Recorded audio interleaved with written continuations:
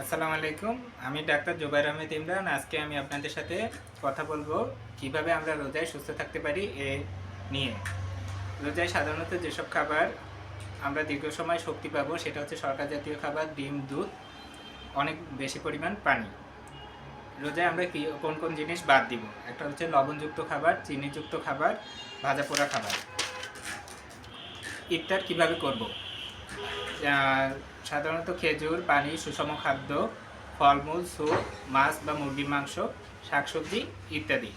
কি বাদ দিব? অতিরিক্ত ভাজাপোড়া খাবার, অতিরিক্ত ভাজাপোড়া খাবার। মন এবং আচরণ নিয়ন্ত্রণ করব, গল্প করা, রাগ, বিতর্ক থেকে দূরে থাকব, সোশ্যাল মিডিয়া থেকে দূরে থাকব।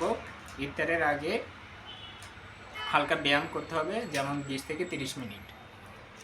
ঘুমের ব্যাপারে দৈনন্দিন প্রতিনিয়ত 6 থেকে 7 ঘন্টা ঘুমাতে হবে। সকালে ঘুম থেকে উঠতে দেরি করা যাবে না। ডায়াবেটিসের রোগীদের জন্য পরামর্শ: ইনসুলিন ঠিক রাখা, রক্তে গ্লুকোজ দৈনিক 2 থেকে 3 বার চেক করা। বাদ দিব অতিরিক্ত ভাজাপোড়া খাবার। উচ্চ রক্তচাপের রোগীদের জন্য কী করণীয়? ওষুধ নিয়মিত খাওয়া, লবণ কম খাওয়া, পর্যাপ্ত পরিমাণে পানি খাওয়া, ইফতার ও সেহরিতে অতিরিক্ত চা কফি এড়িয়ে চলা।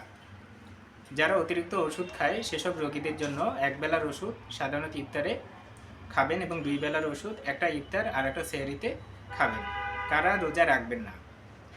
যাদের অনেক বেশি পরিমাণ রক্তের গ্লুকোজ কমে যায়, পানি শূন্যতা আছে, বুকে ব্যথা থাকলে, অতিরিক্ত দুর্বলতা থাকলে। আরও জানতে যুক্ত থাকুন আমার পেজ ডাক্তার জুবাইর আহমেদ ইমরান, এবং পরামর্শ পেতে পারেন আমার পেজ থেকে অথবা আমার চেম্বার এমবি মেডিসিন সেন্টার, হাজি ইসলাম মিয়া ব্রিকফিল্ড, ছোটপোল, আগ্রাবাদ, চট্টগ্রাম, এবং জাম্বুরি মেডিসিন সেন্টার, বহুতলা কলোনি, মসজিদ মার্কেট, আগ্রাবাদ, চট্টগ্রাম। ধন্যবাদ।